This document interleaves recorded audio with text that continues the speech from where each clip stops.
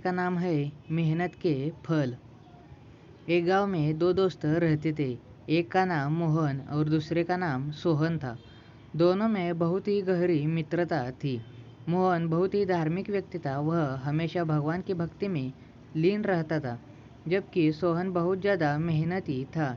एक बार दोनों में एक बीघा जमीन लेकर उसमें फसल उगाने के बारे में सोचा, जिसके बाद वह एक अच्छा सा घर बनाना चाहते थे।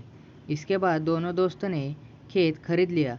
सोहन दिन रात खेत में मेहनत करता और मोहन मंदिर में बैठकर फसल अच्छी होने के लिए भगवान से प्रार्थना किया करता। इसी तरह से समय बीतता गया और कुछ दिन बाद फसल पक गई।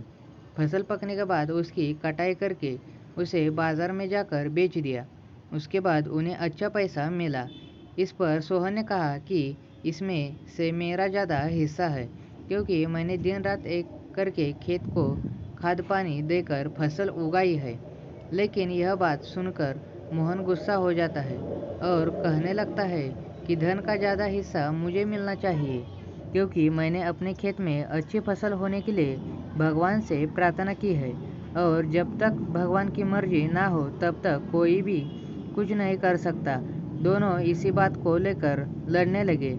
अब यह बात गांव के मुखिया तक पहुंची गई। गांव के मुखिया ने सारी बात सुनने के बाद एक फैसला किया।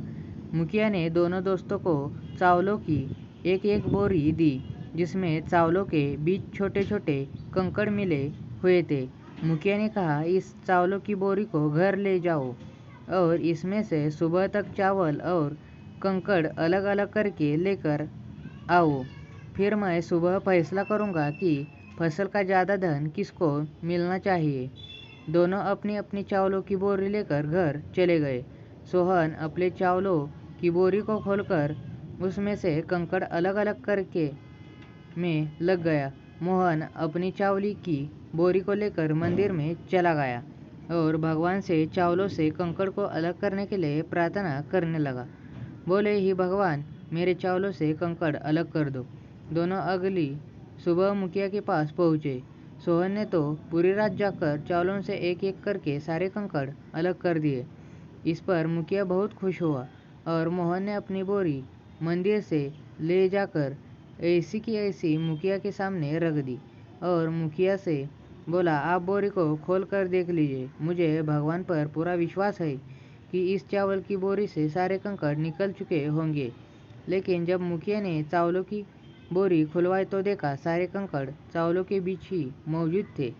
मुखिया ने मोहन को समझाते हुए कहा कि भगवान भी हमारी मदद जब ही करते जब हम अपनी तरफ से मेहनत करते हैं। यह बात समझाते हुए मुखिया ने फसल का ज़्यादा धन सोहन को दे दिया। इसके बाद से मोहन भी सोहन के साथ खेत में मन लगाकर मेहनत करने लगा। इस बार इनके खेत में और भी ज़्यादा अच्छी फसल हुई।